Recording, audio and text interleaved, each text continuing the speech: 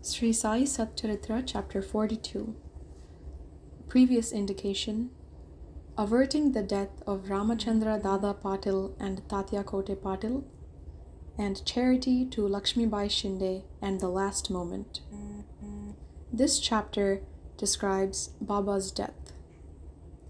The stories given in the previous chapter have shown that the light of the Guru's grace destroys the fear of our mundane existence, opens up the path of salvation, and turns our misery into happiness. If we always remember the feet of our Sadguru, our troubles come to an end, death loses its sting, and the misery of this mundane existence is obliterated.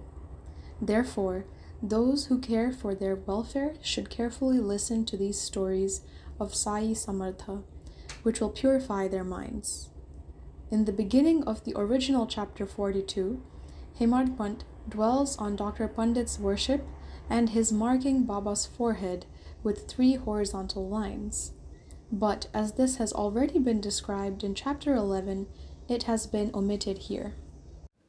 Previous indication: the readers up till now heard the stories of Baba's life. Let them now hear attentively of Baba's passing away. Baba got a slight fever on 28th September 1918. The fever lasted for 2 or 3 days, but afterwards Baba gave up his food and thereby grew weaker and weaker. On the 17th day, or Tuesday, October 15th, 1918, Baba left his mortal coil at about 2:30 p.m. 2 years before this, in 1916, Baba gave an indication of his passing away, but nobody understood it then. It was as follows. On the Vijayadasami day, Baba all of a sudden got into a wild rage in the evening when people were returning. Taking off his headdress, kafni, he tore them and threw them in the dhuni before him. On being fed this offering, the fire in the dhuni began to burn brighter and Baba shone brighter. He stood there stark naked and with his burning red eyes shouted, "You fellows now have a look and decide whether I am Muslim or a Hindu." Everybody was trembling with fear, and none dared to approach Baba. After some time, a leper devotee of Baba went boldly near him and succeeded in tying a waistband around his waist and said, "Baba, what is all this? Today is the Dasara holiday." Baba, striking the ground with his satka, said, "This is my Simo Langhan."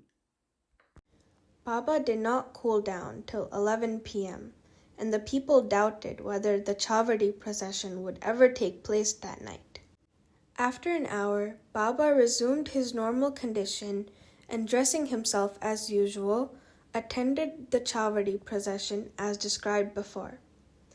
By this incident, Baba gave a suggestion that Dasara was the proper time for him to cross the border of life, but none understood its meaning then. Baba gave another indication also as follows. Averting the death of Ramachandra and Tatya Patil.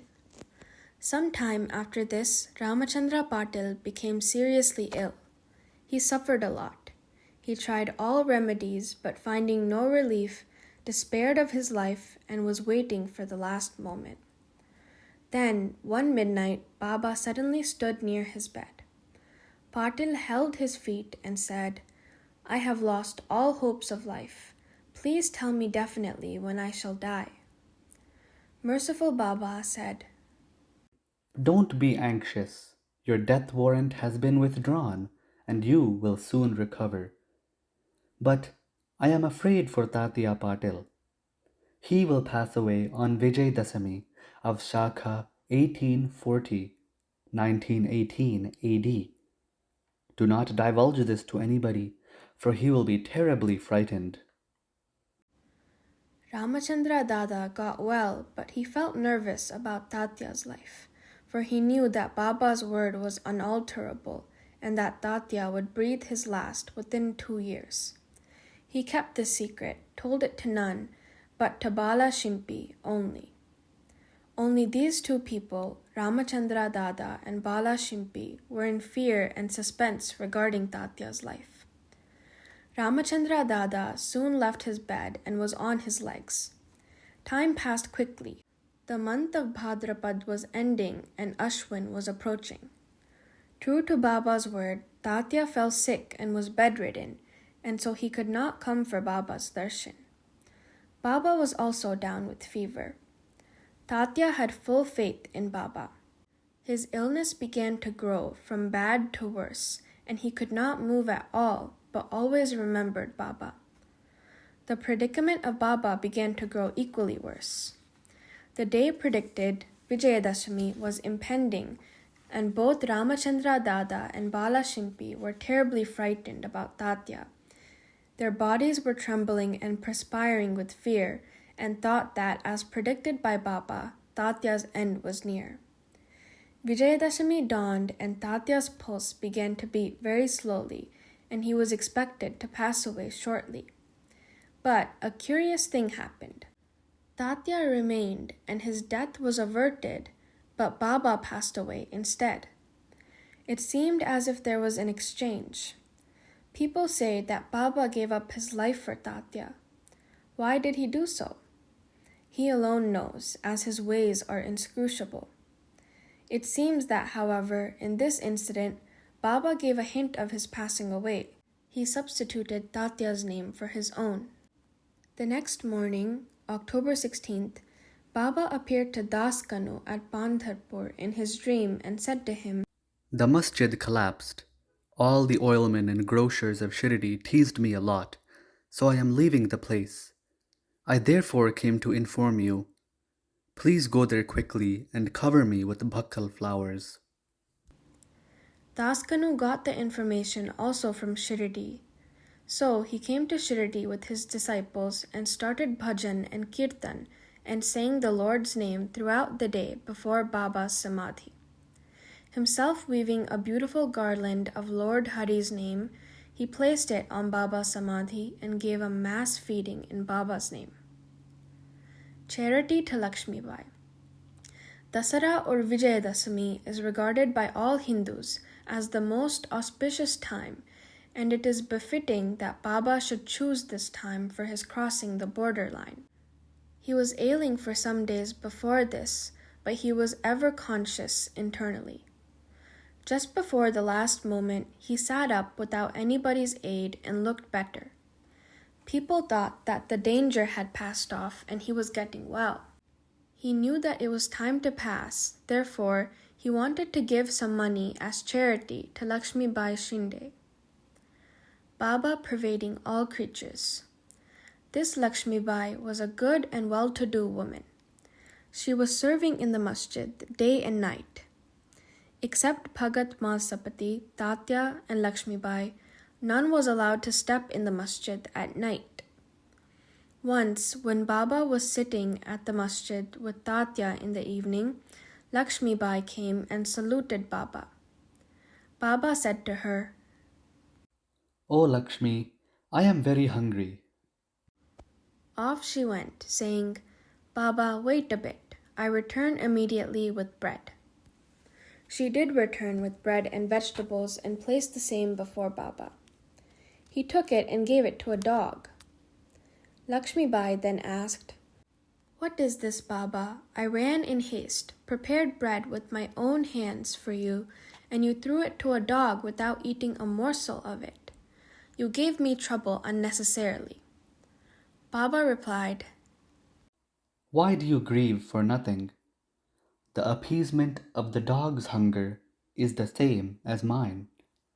The dog has got a soul, and though creatures may be different, the hunger of every creature is the same. Be certain that he who feeds the hungry really serves me with food. Regard this as an axiomatic truth.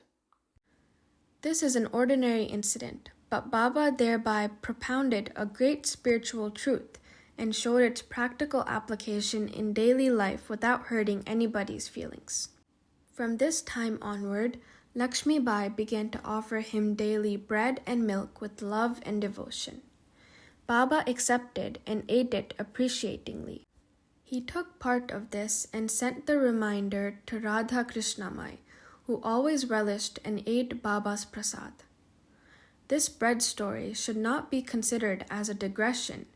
It shows how Sai Baba pervaded all the creatures and transcended them. He is omnipresent, birthless, deathless, and immortal. Baba remembered Lakshmi Bai's service. How could he forget her? Just before leaving his body, he put his hand in his pocket and gave her 5 rupees and then 4 rupees. In total, 9 rupees.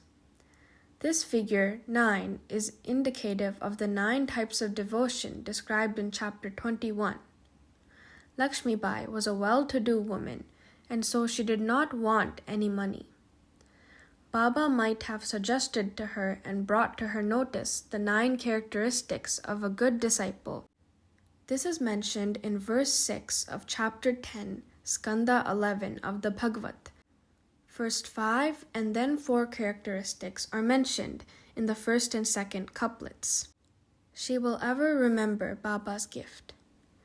Being so watchful and conscious, he ordered them all to clear off. Kaka Sahib Dikshit, Bapu Sahib Bhuti, and others were in the masjid anxiously waiting upon Baba, but he asked them to go to the wada and return after meals. They could not leave Baba's presence, nor could they disobey him. So, with heavy hearts and heavy feet, they went into the wada.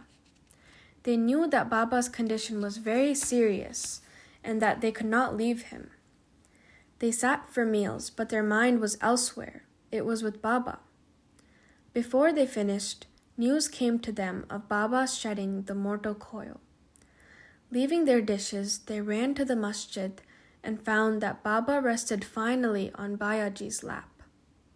He did not collapse on the ground, nor did he lie on his bed, but sitting quietly on his seat and doing charity with his own hand, he left the mortal coil. Saints embody themselves and come into the world with a definite mission, and after that is fulfilled, they pass away as quietly and easily as they came. Bow to Sri Sai, peace be to all.